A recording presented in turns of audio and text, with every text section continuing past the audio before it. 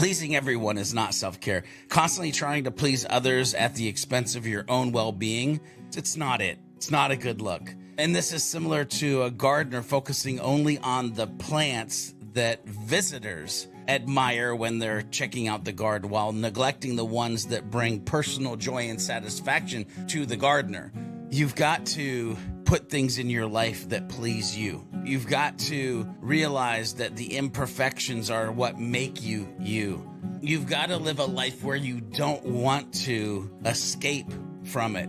You've got to build a life where you've put the basic needs of who you are and where you're trying to go, that you have a form to them, you have a schedule to them, you have a plan for them, you have goals for them. Welcome back to Beyond Your Default. I'm your host, Liz Moorhead, and as always, I am joined by the one, the only, the man, the myth, the legend, George B. Thomas. How the heck are you this morning? That. I mean, I'm probably just a guy. We can just say I'm a guy. Oh my God. I have worked for over a year to get you to stop saying that exact sentence. I know. Sentence. But after this and after I trigger you can go get some self-care, because that's what we're talking about today. That segue was about as subtle as a drunk polar bear on roller skates. I would maybe pay to watch that or see that. Maybe. I don't know. I loved it, though. Speaking of bobby pins for your hair, I too love self-care. Yes.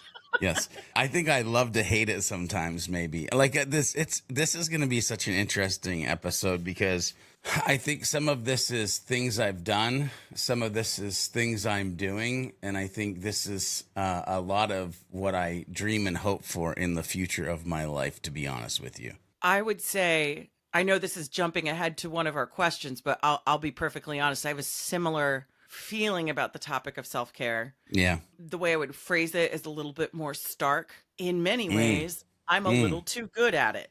And in other ways, I am actively bad at it. Interesting. So, I'm excited to have today's conversation because we've been dancing around this self-care topic in a variety of different ways over the past few episodes. Whether we're talking about the importance of taking care of ourselves in order to take care of others, the importance of setting healthy boundaries, the importance of understanding the fine line between possessing a servant's heart versus self-destructive self-sacrifice, even with the best of intentions, right? But similar to our conversation about toxic morning routine myths or toxic positivity, those kind of over-engineered approaches that we see a lot in the growth mindset circles, there is a toxicity that does exist. YouTube. Oh, yeah. YouTube. For sure. Just saying. Oh, yeah. YouTube, Instagram. If you can put a filter on it, you've probably got a problem. Searching for references to actually enjoy for research was like... No, that's the thing that sucks, right? And I found the same thing too. When I was researching this episode, the way we see self-care portrayed online, particularly in social media, can make it feel selfish, overindulgent, out of reach. And I think it also gets in the way of the questions that we really want to talk about today was, what is self-care really? Why does it matter so freaking much? What isn't self-care? All of these questions that get lost, I think, in the social media shuffle.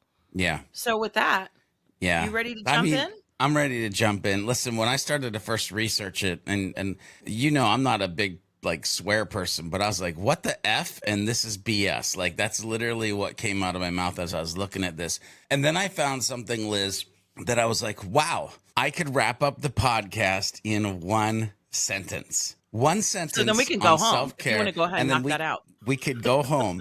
And it's by Layla Delia. And it is self-care is how you take your power back. That's the quote. And I was like, that right there is what we're talking about. Now, I want to do something special this morning. If you're driving, do not close your eyes. But if you're in a place where you're sitting somewhere and you can close your eyes and you can just listen to my voice for a hot second, I want to do something kind of interesting here. So I want you to close your eyes and I want you to picture yourself in your mind as a gardener. Okay, you're looking after a big, wide, diverse garden. It might be a vegetable garden. It might be a flower garden. Either way, you have many types of vegetables and flowers that are in your garden. You can see like how big it is and what they are. And I want you to visualize your garden. Look over the entire expanse that it takes up in your mind. The garden is a lot like taking care of yourself. It includes everything from your body, your mind, your feelings, and for some, even a spiritual side of the garden. Just like as a gardener, you have to take care of different kinds of plants, but you also have to look after different parts of yourself. In one part of your garden, you've got plants that stand for your physical health. These plants need exercise, good food, and enough sleep to grow well. Do you see where those plants, those vegetables, those whatever it is are in your garden, that physical side of your garden? When you walk or run in the morning, eat healthy meals, or make sure you sleep enough, it's like you're taking care of these physical plants, helping them to stay strong and lively. Then there's another part of your garden with your mental and emotional plants. These are more sensitive, needing things to make you feel good and relaxed. It could be sitting quietly and meditating, enjoying a hobby, or just reading a book. Doing these things is like watering and trimming these plants so they can grow strong and healthy. And I'm curious if you can see inside of your garden, inside of your mind, these plants that we need to make sure that we're trimming and that we're making sure that they're strong and healthy. But the real trick to being a good gardener is being mindful.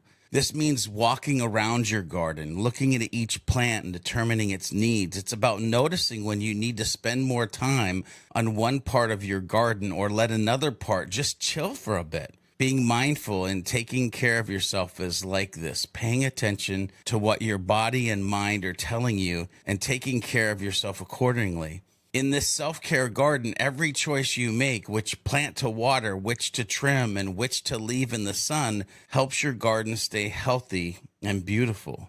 And just like a well-kept garden makes a gardener happy and peaceful, taking good care of yourself can bring you joy and satisfaction. Now, I want you to think about this full garden that you have in your mind. And as you open your eyes, I want you to think about what plants that you've been watering, what plants are actually in need, and start to listen to yourself. Go ahead and open your eyes. And Liz, here's the thing.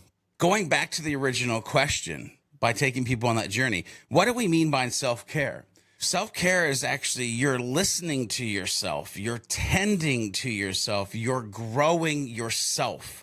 You're treating yourself with kindness and love and paying attention to all of that is the self. The second part of your original question is, why is it important? Just like the garden can feed others with its vegetables, you'll be able to feed others through your actions of tending and growing yourself. Like others admire the beauty of the flower gardens, so they'll be able to admire your beauty as you walk this earth differently amongst others. That's where I wanted to take people first on that journey. That was absolutely beautiful. I'll admit, a part of me, when I closed my eyes, I was very excited.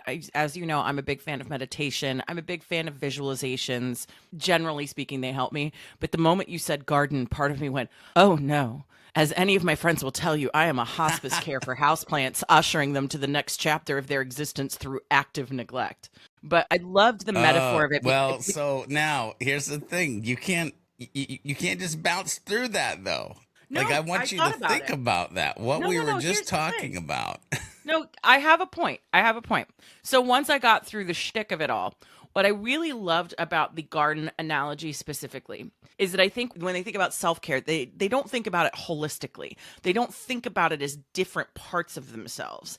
I have been guilty of this, where I think of self-care as like, well, then I'm going to go take a nap and I have done self-care. And sure, napping can be a part of self-care, but it's about nurturing different parts of yourselves and understanding that different parts of you, for example, a cactus doesn't need as much watering as, say, a daffodil. And you have to do a little bit more treatment, for example, with orchids, right? Everything in your garden has a different care plan. Everything in your garden requires different types of nutrients, gardening, different variations of sunlight. You really need to take time to get to know yourself before you can take care of yourself. So, George, I have a question for you. You have to be a student of the garden. So, George, I have a question for you. what's your current relationship with your self-care garden? Because that was an absolutely beautiful self-care visualization. And how many stories have we had on this podcast where your wife at some point shows up and goes, George, you cannot work 24 hours a day. Put the meeting down. Yeah, a lot. So right now I'm sucking at it. I'm just gonna be honest. Like I said when we started this podcast, I would be completely honest. I'm not trying to pull the wool over anybody's eyes. I'll dictate when it's something that I'm aspiring to versus something that I'm actually doing.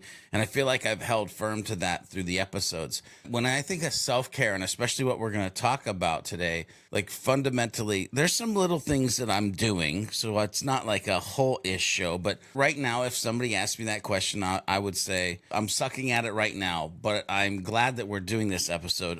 Listen, along the way, I've had ups and downs, hills and valleys regarding this whole topic. I can easily go into being a workaholic, and I wouldn't even call it workaholic. I call it playaholic because I feel like I go to play every day. But if I'm being honest, like as I was doing this research, I had this gut response of like, man, I'm so tired of the downs. Like I'm just tired of the downside of this. And I'm honestly excited that we're tackling this topic so that I could do the research to not only prep for the podcast episode, but also to start moving my mind into a better place to be more consistent or head in a consistent direction on this topic of self and caring for myself. And honestly, Liz, I did that whole garden thing because I wanted something that I could go back to. And so for me, literally, that is now part of what I'll do in morning meditation is imagine my life as this garden with different sections, and I'll try to visualize like, ooh, I haven't been doing my devotions for the last week. And like the plants will be slightly wilted, right? Or, ooh, I spent a lot of time on the weekend with family. So, ooh, that's growing nice. That's like the sunflower of the garden area. Now it's nice and big. And so here's the thing. When it's good, it's good. But for me, the sad side of this is when it's not, it is not. Like I'm all in just like a pot of coffee, 18 hours, poke my head out of the office long enough to use the bathroom. I'm not at that space right now, but I have been. And if you've listened to historical podcasts, you realize that I am the dumb guy that said, I can't do this. I have a meeting in 10 minutes as they rolled me out on a stretcher. You can go back and listen to that episode. But I want to get better at this. So, Liz, my question for you is, what about you? Like, what's your current state with this conversation that we're having for the listeners today? I'm going to answer your question, but I think it's really important for us to dig into the why behind you and I respectively having issues with self-care. Because as I was thinking about this conversation today, I was thinking about the fact that similar to people saying like, I just want to put self-care on the checklist and get it done. Like it's this one-dimensional thing that you can do one time and like get a trophy for it and put it on the shelf and go, look, I did self-care once last Tuesday. I'm killing it. But I also think there are different reasons. Possible. Right? Exactly. I think there are also certain ways in which we overlook the why behind our issues with self-care. So when you ask me what my relationship with self-care is, I mean, it's not great. It's sure shit a lot better than it was this time last year or this time last summer, as you may recall, when I would show up to these recordings looking like a zombie, trying my best, baby stepping, doing the work, putting one foot in front of the other. But why did I have such a damaged relationship with self-care? Because I didn't like myself very much. And when you don't like yourself very much, when you look at yourself in the mirror and you do not like who you see, it is very hard to find the wherewithal or the desire to take care of yourself. And when I say I didn't like myself very much, it's very much the literal version of that. Like I was feeling very damaged last year, but a lot of the reasons I was in that position was because I had pretty low self-worth and self-esteem to begin with. And then when I was starting to experience the consequences of living a fear-based life and making 1,000 big and little fear-based choices, when I started dealing with the consequences of that, it kind of doubled down on the self-worth issues. So I struggled to feel it was a valid thing to take time for myself, to do something nice for myself. Even basic self-care activities, I struggled to say, well, do you really deserve that? or should you still be working? Do you really deserve to do that? You've hurt a lot of people. It is a slippery downward slope once you get there. So my relationship with it today is a lot better. It's interesting because I believe and agree with everything you just said. And I think there's a flip side to this as well, meaning I love myself, not in weird ways. Like, I just like who I am as a human. I like how I'm showing up. But I think there's a flip side to what you're talking about, too. And that is that there's this thing that's bumping into my brain right now about trying to be and just being. Right? Like, one of the things that I love is when I can just be. Like, I can just be in a space. I can just absorb it. And like, usually that's a cruise ship looking out over the ocean and I'm just being. But then there's trying to be. What am I trying to be? And when my trying to be overcomes the self-care, meaning I lose lack of, and I think this is a key word for people to hear, I lose track of the priorities. When the trying to be becomes the priority versus the just being along the way as you're journeying to that thing, now we get messed up, because caring for myself, putting my own oxygen mask on, if you will, I'll talk about that later. I gotta just be, and I gotta prioritize me. And that's what I want the listeners to say. I gotta just be and prioritize me for this journey that I'm on.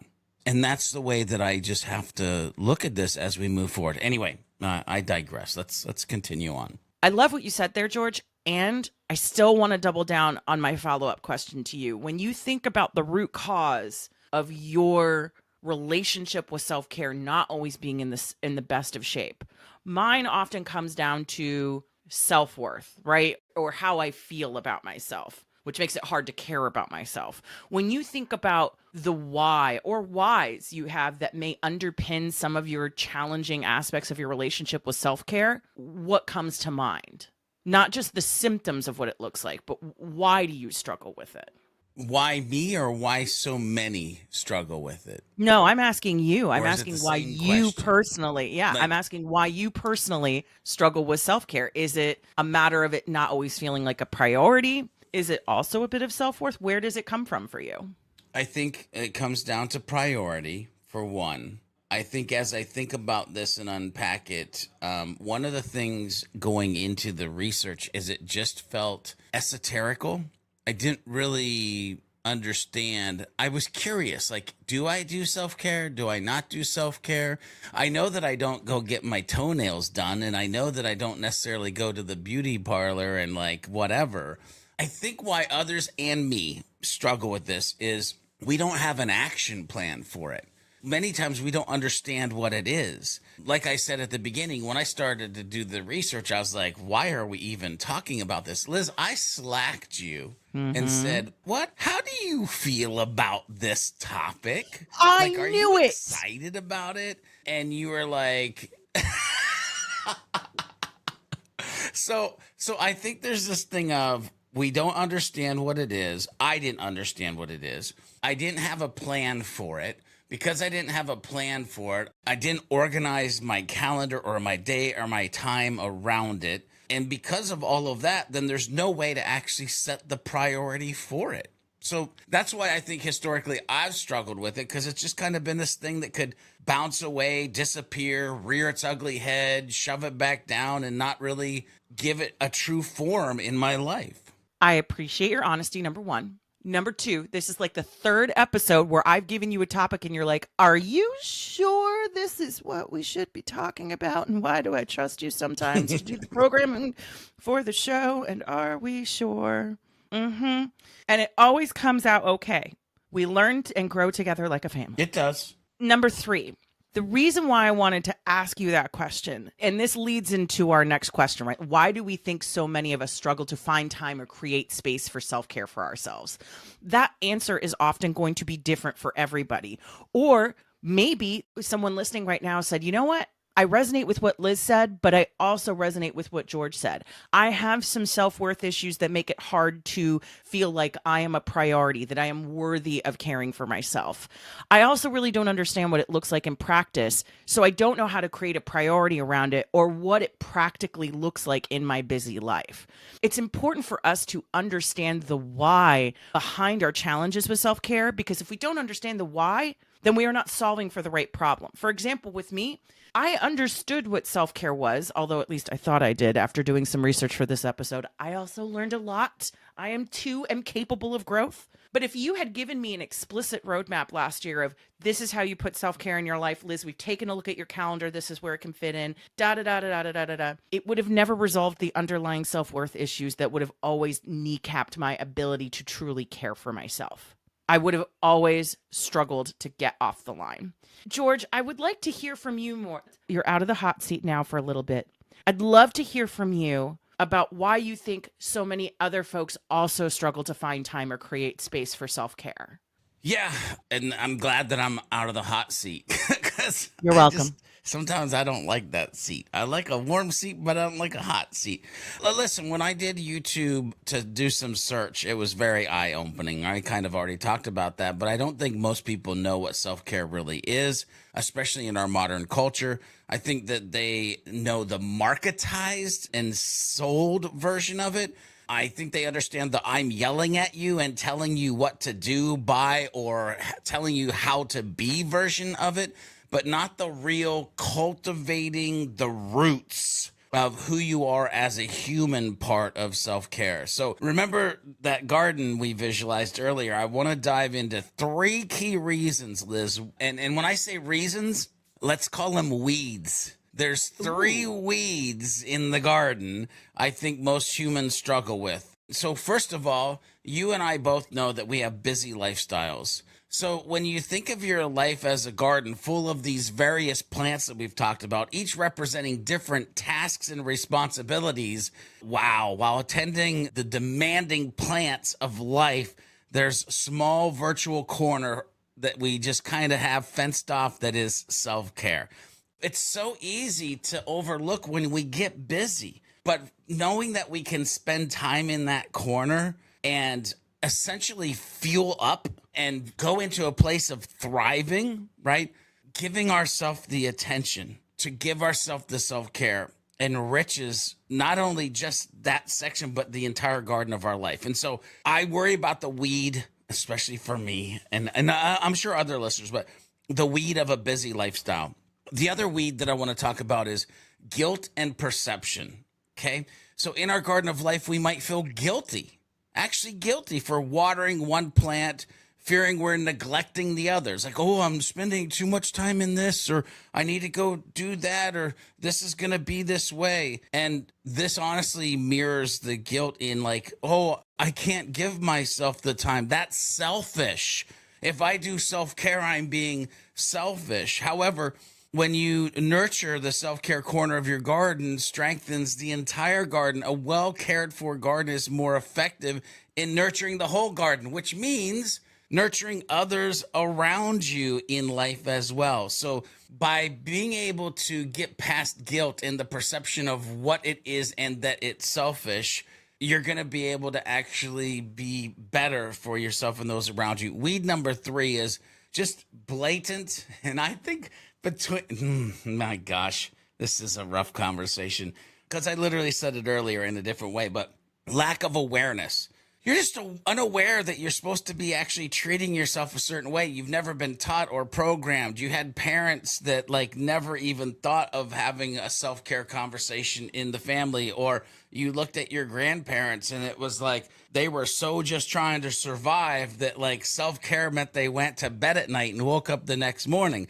But this lack of awareness, like imagine a gardener unaware of each plant's needs. This is like not recognizing the importance of self-care in our life. Understanding the role of self-care is crucial, just as knowing each individual plant list, like you were naming, like it needs more sun and it needs different nutrients, it needs different soil.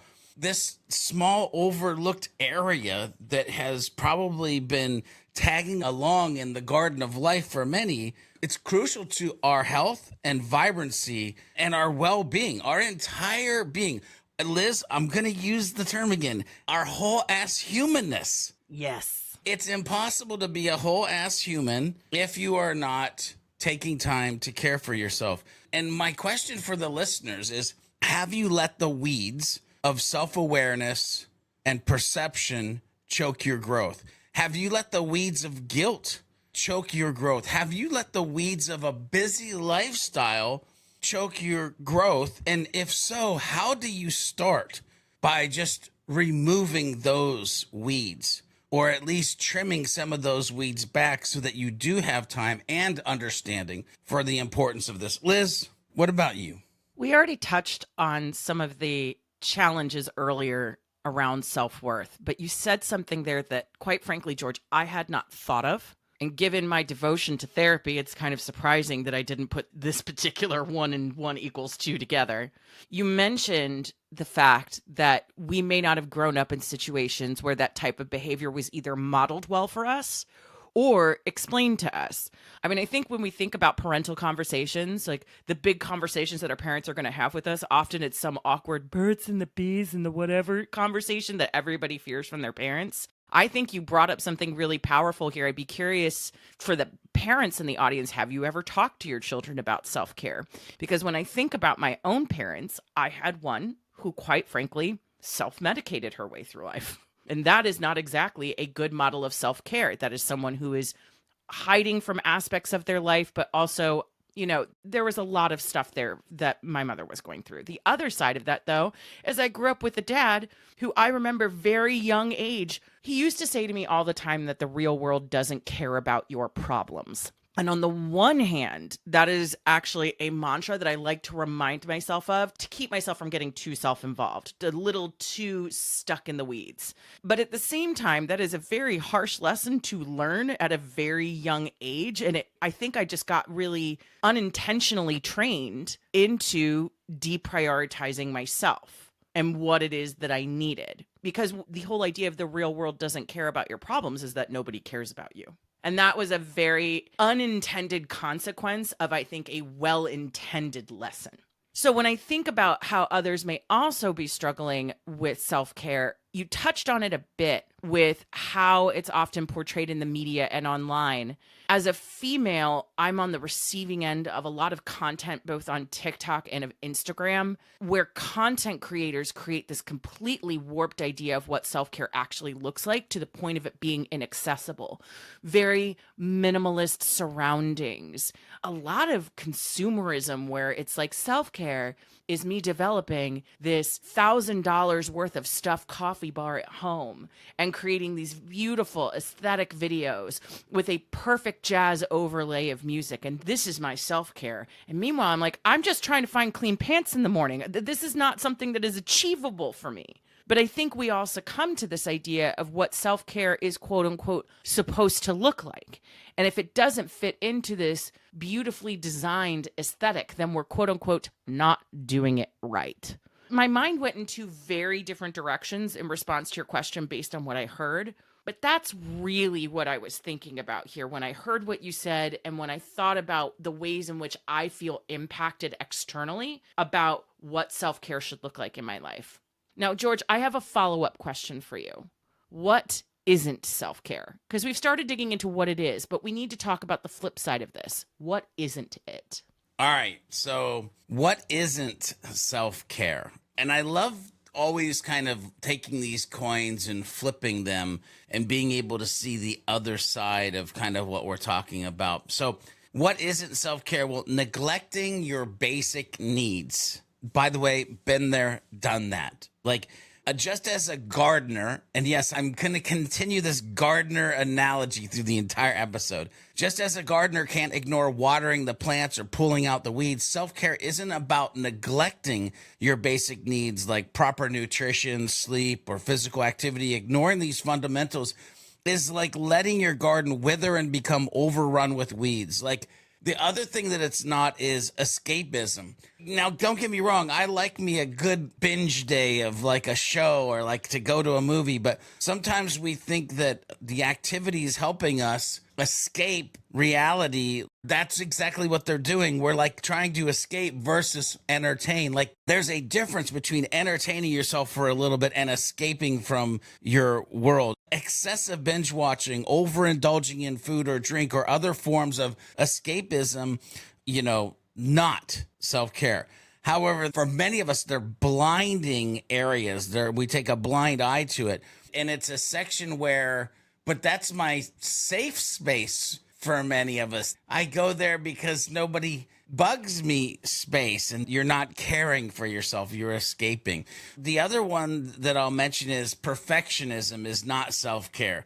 Perfection is not reality. Striving for perfection in every aspect of life, you probably aren't going to actually reach a place where you can get to self-care. It's like obsessing over every single leaf and every single petal of the garden to the point where the joy of gardening is just gone. Like you're not like I hate this because I'm so micro-focused. Self-care involves accepting the imperfections and understanding that growth is a process, not a destination.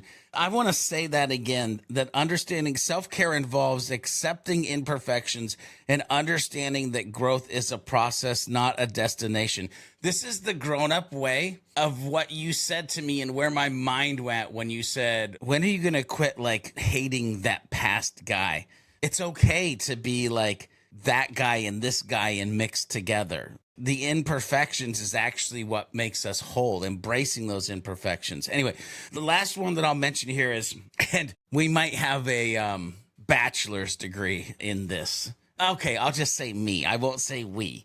I might have a bachelor's degree in this. The last one I'll mention is pleasing everyone. Pleasing everyone is not self-care. Constantly trying to please others at the expense of your own well-being, it's not it. It's not a good look. And this is similar to a gardener focusing only on the plants that visitors admire when they're checking out the garden while neglecting the ones that bring personal joy and satisfaction to the gardener.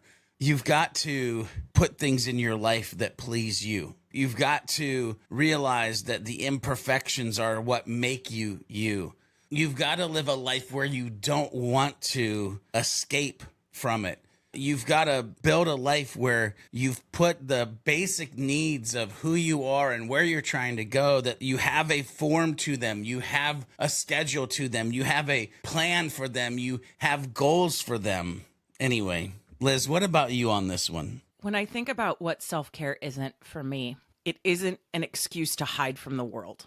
And when I say that, I have been guilty in the past of trying to develop a healthy relationship with self-care and myself in the process. It can be very easy to essentially use self-care to hide.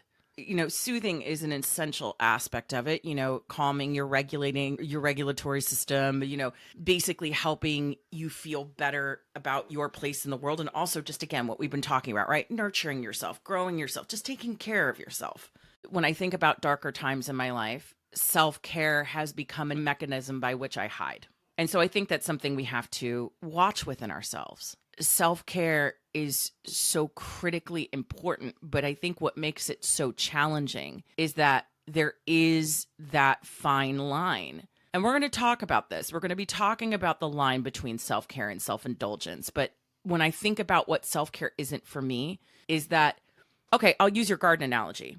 It's not self-care if by taking care of one aspect of your garden, out of the other hand, you have a flamethrower burning another aspect of your life to the ground. Like, it's not going to work.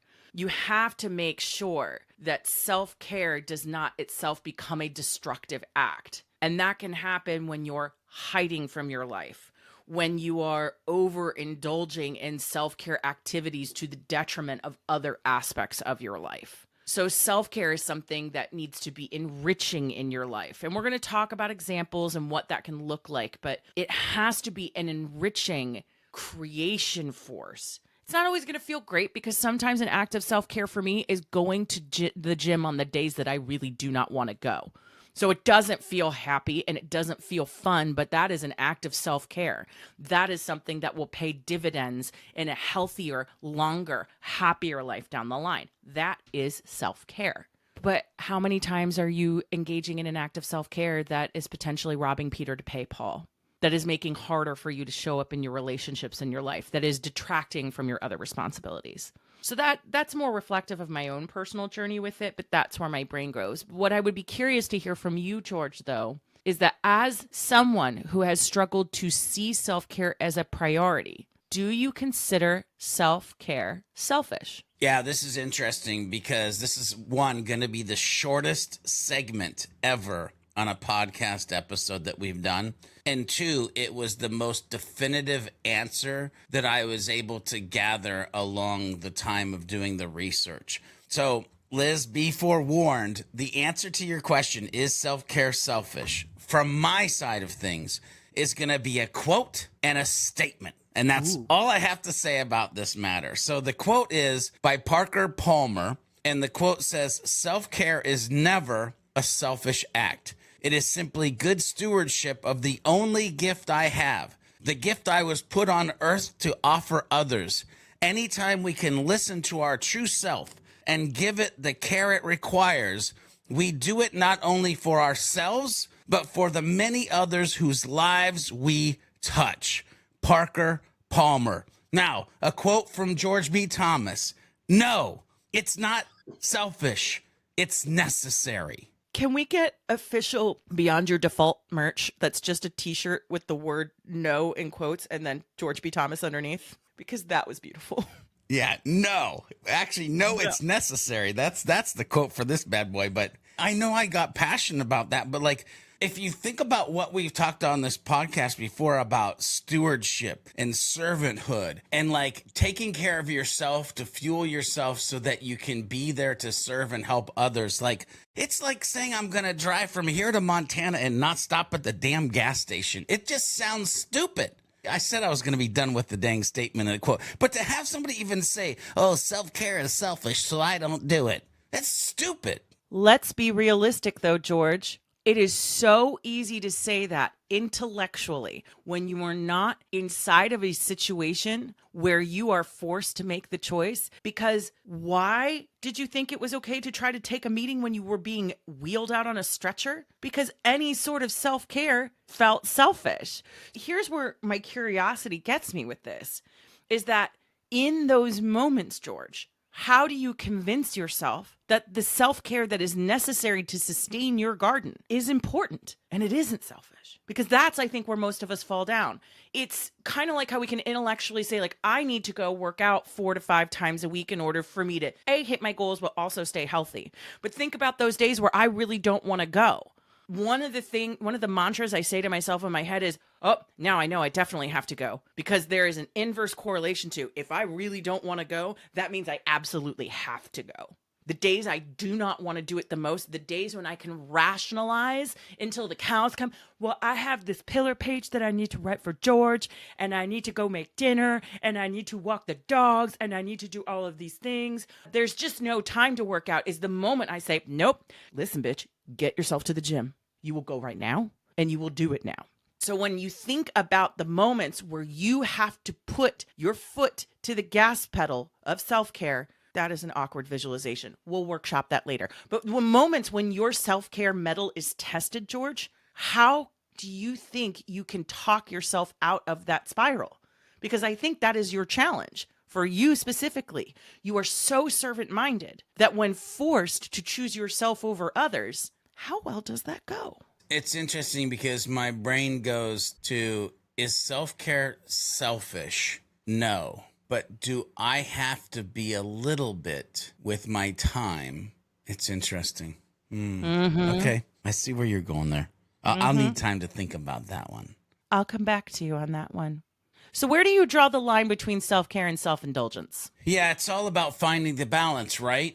And I think the thing to do here is understand like what self-care is, what self-indulgence is, and then how do you freaking find the middle. So self-care, when you think about it, it's purposeful and nourishing actions aimed at improving our overall well-being as humans. Self-care should provide some type of long-term positive effect for growth, health, and personal development, which we're all trying to do. If you're listening to this podcast, you're on that journey, baby.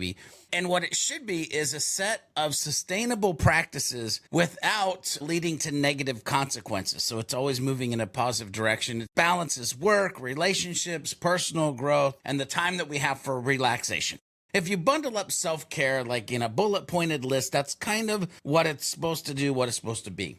On the flip side of this, self-indulgence is focused on like immediate gratification. I need some of that carrot cake right now with about 17 episodes of Star Trek. And it's about the pleasure without considering the long-term effects, right? It can lead to negative consequences affecting your health, finances, and even relationships. It creates an imbalance, prioritizing immediate pleasures over responsibility or long-term goals. And it often, I mentioned, binge watching Star Trek, which by the way, I have really been enjoying starting to watch Star Trek in chronological order. Just a side note to the listeners who are paying attention. But often it's used for escapism and avoiding addressing the problems that we might be facing in life, big or small problems, by the way. So if we bundle self-indulgence, that's kind of where we're at. Those are the two polar sides of this conversation, but finding a balance. When I think about this, it's about engaging in regular self-reflection on motivations and outcomes. Some more time to spend at that base of that tree that I keep talking about in these episodes because you need some self-reflection. It's about practicing mindfulness in choices that you make and the actions that you take. Ooh, I feel like somebody needs to hear that again. Mindfully making choices and then moving on the actions of those choices. It emphasizes a moderation in all of life's aspects. It could be one glass of wine instead of 32. It could be like a small slice of carrot cake instead of half the carrot cake. It could be one episode instead of 17 on a particular day. Like, how do you actually kind of balance responsibility and enjoyment and do it in moderation throughout your life? By the way, this is me speaking in a aspirational, like, yeah, that'd be a great place to get in life, is to find that balance. But at least I have a target set. Now, here's what I'll say. When I say I have a target set, and I go back to what I said earlier about that I'm sucking at it right now, I was like, I don't even know if I want to share this on the podcast, but I'm going to share it because I said I would. When I think of my like self-care now, and what I would call like my favorite pieces of trying to find that balance. Liz, you have a diagram that I want to make sure makes it to the show notes in your research that you delivered. And it has the mental, the physical, the emotional, the spiritual, and the social of self-care. Mental, I really enjoy meditation and I really enjoy praying. And praying can be mental and it can be spiritual. It can fit in both buckets. But taking the time to just sit and think and be mentally, I have that one. I plug that one in quite often ever since my like episode many years ago of trying to like recenter myself. Physical, I love going for walks. I have not been doing that a lot lately, but I love going for walks or I love swimming. Like swimming is my zen place. Like when I buy a house, move somewhere, one of the first things I will do is have my own pool so that I can just walk in my backyard, jump in and swim. Because since I was a kid, I was a fish and I miss being able to just go do that whenever. Here's the thing. I got too emotional and I tried. I really tried. Like I thought for a while, but as we're recording this, it's still sitting there blank. I don't know what to put in the box that I like to do for emotional self-care. I'm not sure. I don't know how to answer the question, teacher. Somebody help me. But the good thing is if I bounce to spiritual, taking time to go to church, sweet. Whether it's in my living room and watching it online or going to an actual building, praying, reading my Bible, devotions, check, got it. I can answer like that. I've got it in place. Like, we're good to go. And then I reached this other one, social. And I was like, but I'm a social butterfly. I post every day on all the social medias. There's thousands of people that follow me, and I can't answer this one. As we're recording this, it still sits blank of like, I don't know how to answer what my self-care, and I'm not even saying that I don't do emotional and social. I'm just at the point of recording this podcast, and when we did the research, I don't know how to connect the dots to what that truly looks like in the answering of like, here's your favorite self-care act for yourself in this particular place. I do know some things that might connect to any of these. Like, I love going outside and standing in the grass barefoot when I'm having a freaking challenging day in my office. I like to sit on my back porch with a coffee, a peanut butter whiskey, and a cigar, and a podcast or an audiobook on the weekend. And it's super relaxing. I like going out to dinner or a movie with my family. I like going to concerts with my friends and listening to music. So like, these are things that I like to do, I think they're somewhat self-care, but also maybe they're not. My challenge to all of the listeners is like, write down because this was a thing for me. Write down on a piece of paper, mental, physical, emotional, spiritual, and social, and try to fill the box with your self-care pieces in each of those boxes and see where you land. Because at least now I know I have two major places where I'm like, ooh, homeboy needs to go to work. Homeboy needs to do some research. I need to start paying attention to those two pieces of my garden and make sure that I'm growing the right vegetables or flowers or whatever needs to be in those. Liz, what about you? I want to first take a moment and applaud you for allowing yourself to get very uncomfortable with this topic. Because I remember when you slacked me that message saying, so how do you feel about this topic? I said, I feel great. The fact that you're asking me this question makes me curious about what you think about this topic. You're like, no, it's great. I'm like, all right, let's see what happens when we get on the mic. But I want to take a moment and applaud you because I think this topic made you uncomfortable initially because it's one of the areas maybe you need to work on the most. I know that there have been times where I have been writing outlines for previous episodes. For example, the forgiveness of self episode. I felt like my stomach was trying to escape through my mouth and my belly button as I was reading my own questions that I was going to have to later answer with you during a recording. I want to point to something you said, though, where you were going across the different aspects of your life, right? Mental self-care, physical self-care, emotional self-care, spiritual self-care, social self-care. I think it can also be a symptom of the fact that maybe you struggle to answer those areas because it's an area where you need to prioritize it more. If you don't know how to define it, then that's just an area of focus for you. But I think also sometimes we may need to prioritize different areas with greater emphasis depending on the season of life that we're in, what day of the week it is, things like that. When I think about emotional self-care, therapy for me is self-care. When I'm feeling negative emotions arise, honestly, sometimes sitting with my emotions is one of them. It's why I really wanted to have the toxic positivity conversation that we had a few episodes ago.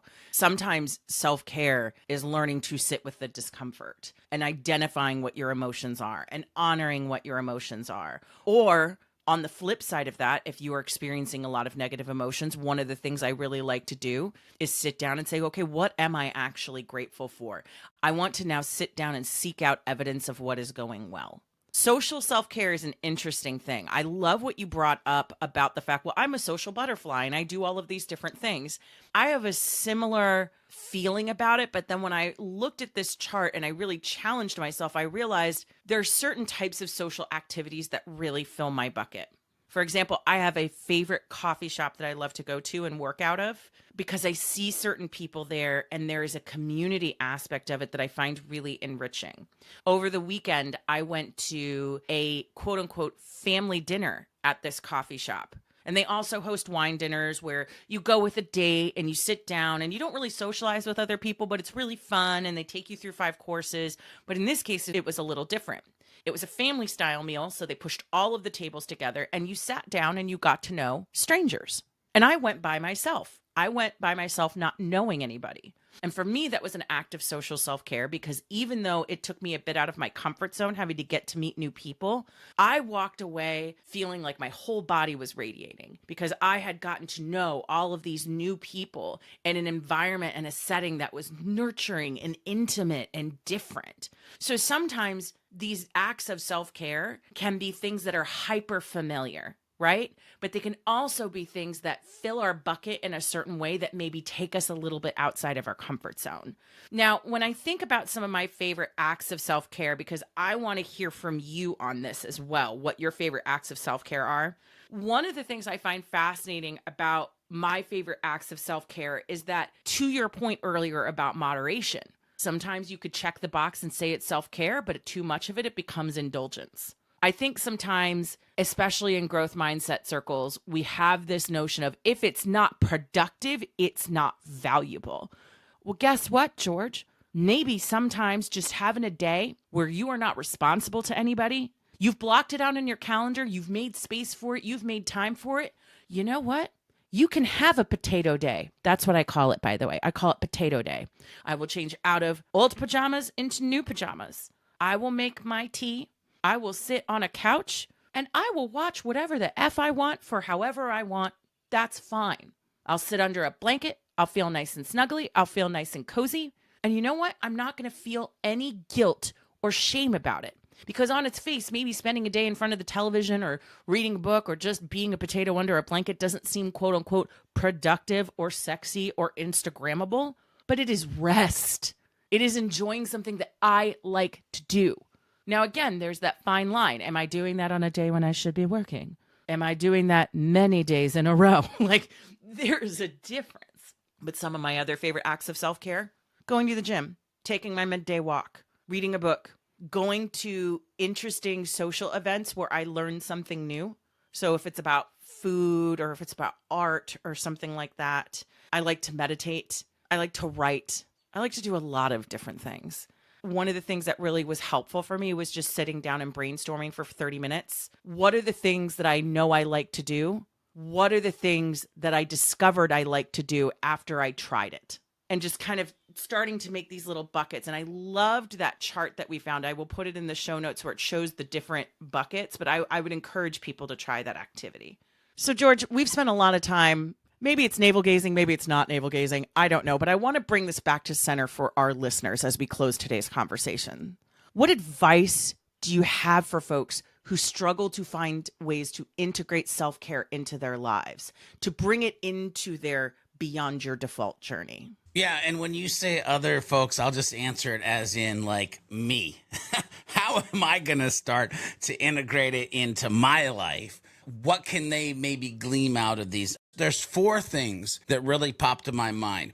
1, ladies and gentlemen, this doesn't have to be a massive cliff or canyon that you're trying to jump. So number 1, start small. Begin with manageable self-care activities that easily fit into your daily routine. Take a 15-minute walk. Go sit outside in the sun for 5 minutes. Do something small. This approach helps in the building of these little sustainable habits without feeling overwhelmed. Like, listen, I've been the guy who is like, and I'm going to read the entire New Testament in 5 days. Like, no, you're not. I'm going to walk 7 miles today. No, how about you just go walk for 20 minutes? So start small. The other thing is, identify activities you enjoy. And that's how, by the way, I'm going to fill my 2 massive gaps in the little matrix that I went through earlier. Identify activities that you enjoy because self-care should be enjoyable. Self-care should be rejuvenating. Like, choose activities that you genuinely look forward to and want to dive into. It'll make it easier to stick to your self-care routine. So start small and identify things that you enjoy to plug into those areas. Big one for me, if it doesn't live on my calendar, it doesn't exist, so schedule it. Treat self-care as a non-negotiable, can't move red block on your Google Calendar. If you use Outlook, I don't know what color it is, but for me, do not move, do not touch. It's a red block.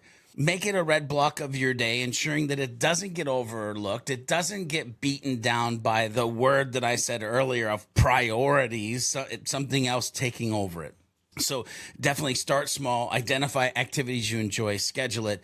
I can't but help remember that we've done an episode 5, by the way, on this last piece that goes hand in hand with self-care. And ladies and gentlemen, I would just beg you to be kind to yourself. Practice some freaking self-compassion and understand that it's okay if you don't always stick to your self-care plan. 90% is better than 0%. 80% is better than 0%. But when you start to beat yourself up, when you start to have less self-compassion and more self-criticism around the thing that you're supposed to enjoy, that's supposed to be small, and you have supposed to have scheduled it, then you're way out of the realm of self-care because you're just not even being nice to yourself. You got to nurture yourself, not add stress to your life. So if you have to go listen to episode 5 again, do it. But be kind to yourself. Because here's the thing. This conversation is critical to our beyond your default journeys that we're on. Ladies and gentlemen, you have to love yourself before you can love others. You've heard me say that. You have to love yourself before you can love others. When you're on a flight, they tell you to put your oxygen mask on first. There's a reason for this. If you're not getting oxygen, you can't help the people beside you. You have to care for yourself before you care for others. And if you're on this journey, if you're listening to this podcast, most likely you are finding success and significance out of helping other humans. So you've got to take time for self-care. You've got to take time to love yourself and have self-compassion. You've got to take time to just be. Because trust me, on this uphill climb that we're all on for a life beyond our default, you're going to find those pit stops that you need to swing in and refuel. And the sign above the door of those pit stops, by the way, is self-care.